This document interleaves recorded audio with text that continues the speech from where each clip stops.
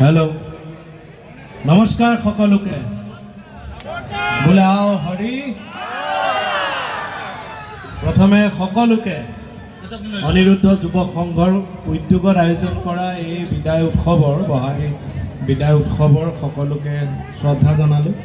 আহ্বায়ক সমিতিৰ সভাপতি মহোদয়কে প্ৰমুখ কৰি সমূহ কৰ্মকৰ্তাক আমাৰ শ্ৰদ্ধা জনালোঁ। লগতে এই মঞ্চৰ পৰাই আমাৰ শ্ৰদ্ধাৰ সুধাকণ্ঠ ভূপেন হাজৰিকাদেৱক, আমাৰ হিয়াৰ আমঠু জুবিন গাৰ্গদেৱক আমি শ্ৰদ্ধাৰে সুঁৱৰিছোঁ।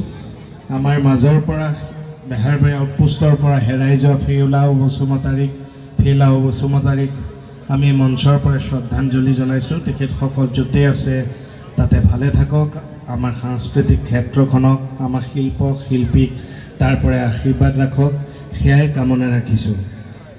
ধন্যবাদ। আৰু মঞ্চলৈ আমন্ত্ৰণ কৰিছোঁ আপোনালোকৰ আনজন চিনাকি ল'ৰা। এয়া মঞ্চত মোহন চিআইডি উদ্দিন জিনাজদিনো।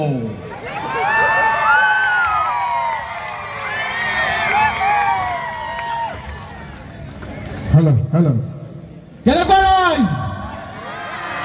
ঠাণ্ডা হৈ থাকিলে নহ'ব কিন্তু দেই, ঠাণ্ডা হৈ থাকিলে নহ'ব।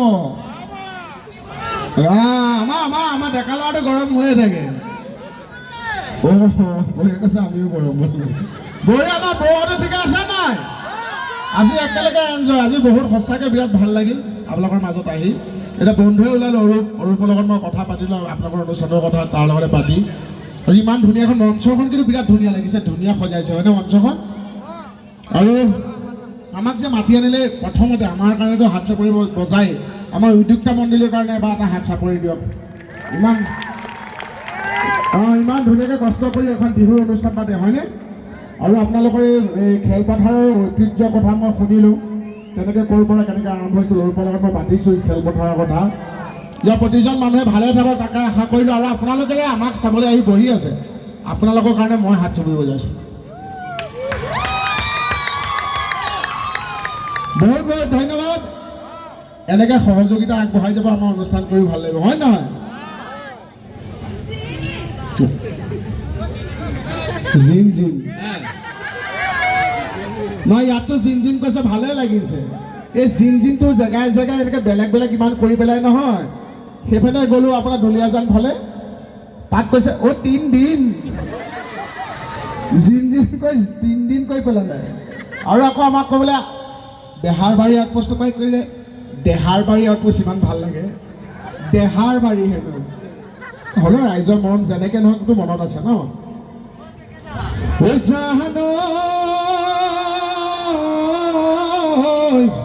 চাউণ্ডটো বিৰাট ধুনীয়া দেই। আপুনি মিলাই আছেনে? আপুনি লাইটৰ সেইকাৰণে আমালৈ চোৱা নাই ন। দাদা লাইট আছে কাৰণে মই হৈছোঁ, আমি ইয়াত কথা কৈছোঁ, দাদা আকৌ আমাক পাত্তাই দিয়ে নাই, আগলৈ চাই আছে। লাইটো ধুনীয়া চিঞৰিছে, মোক বগা দেখিছে। মই সিধা থা বগা হৈছোঁ, বগা হোৱা নাই, টি চাৰ্টটো বগা পিন্ধি আহিছে। বেছি বগা চোলা পিন্ধিবও নোৱাৰে, কলাৰবিলাক ক'লা হৈ যায়, পিছত চাই ইমান বেয়া লাগে। বোলো গাৰ ৰং চব গ'ল হ'বলা। টেকেশ্বৰ বলিউড পালেগে হয়নে নহয়? এতিয়া হিন্দী কোচিং চেণ্টাৰ খুলি আছে। বলিউড পোৱাকৈ নাই, অকণমান একেবাৰে আছোঁ। এইখন আপোনালোকৰ আশীৰ্বাদতে আগবাঢ়ি গৈছে। এই আশীৰ্বাদ সদায় থাকক, আমিও যাতে শুদ্ধকৈ আপোনালোকক মনোৰঞ্জন কৰি থাকিব পাৰোঁ, সেইটোৱে লাগে। ধন্যবাদ। বিদ্যা বালন সেইটো এইবিলাক বেলেগৰ মাইকী।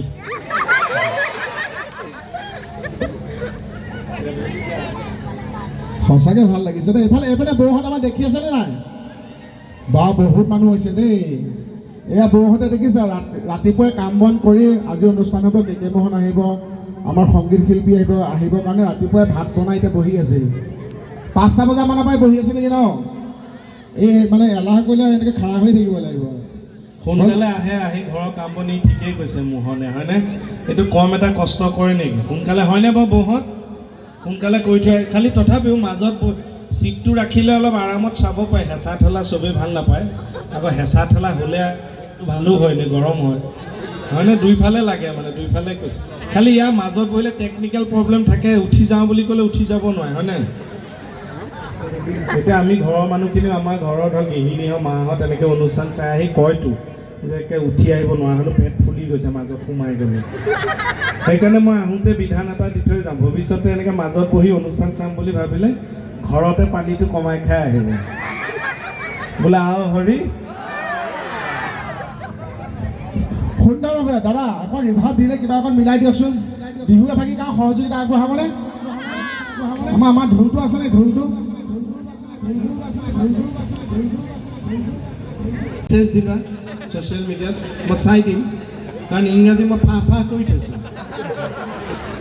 হয়নে আমাৰতো বাদ দিয়ে দিয়ক আমাৰ অসমৰ পৰা ইংৰাজী গৈ গৈ দাদাই কোৱা নিচিনা বিদ্যা বালনৰ উৰ্দু চলা পাই গ'লগৈ এইটো কম কথা নেকি বেহাৰ বাৰী এইটো কাৰ কাৰণে হৈছে আপোনালোকৰ আশীৰ্বাদৰ কাৰণে ধন্যবাদ চবকে বহুত বহুত অন্ততঃ অসমীয়া চিৰিয়েল এখনৰ বস্তু এটাতো গৈছে অকণমান পাৰ হৈ আমাৰ অসমখনৰ সীমাটো বহুত বহুত ধন্যবাদ My Mrs. Luz. You say my Mrs. Luz. Why?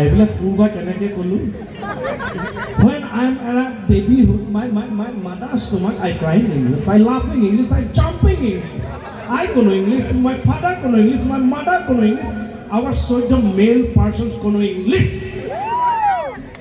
কেনেকুৱা ইংলিছ কৈছে মানে আপুনি যিটো ইংলিছ কৈছে মই কৈছোঁ ছাৰ 3 দিন বিয়া খোৱাৰ পিছত ফিফিত খোৱা মানুহে ইমান ফিফিতকৈ ইংলিছ ক'ব নোৱাৰে থেংক ইউ আমি অনুষ্ঠান বেছি দীঘল নকৰোঁ অনুষ্ঠান সামৰোঁ তথাপি কিছুমান মই পৰামৰ্শ বা বাণী দি থৈ যোৱা ভাল যিহেতু আহিছোঁ হাঁহি ধেমালিৰ মাজেদি মই ক'লে বেছিকৈ বিয়া পতা মানুহখিনিকে কৈ থৈ যাওঁ কাৰণ আমি নিজেও ভুক্তভোগী যিহেতু আপোনালোকক কৈ থওঁ যে কেতিয়াবা কৰ্মৰ প্ৰেছাৰৰ কাৰণে বতৰ আদিৰ কাৰণে হাই প্ৰেছাৰ বহুত মানুহৰ থাকে মাজতেতো ময়ো ভৰ্তি হৈছিলোঁ হাই প্ৰেছাৰটো যদি হয় সদায় ঘৈণীৰ লগত কথা পাতিব ঘৈণীৰ লগত কথা পাতিলে প্ৰেছাৰটো নৰ্মেল হয়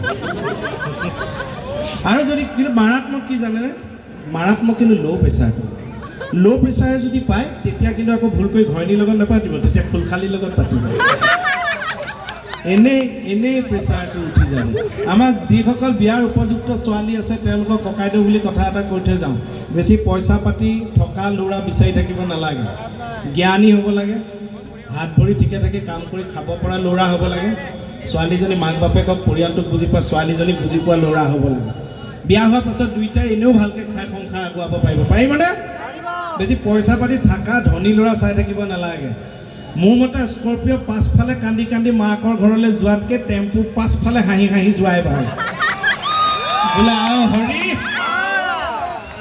বসন্ত কালৰ কোলা কুলি মোৰ কথা খোলা কুলি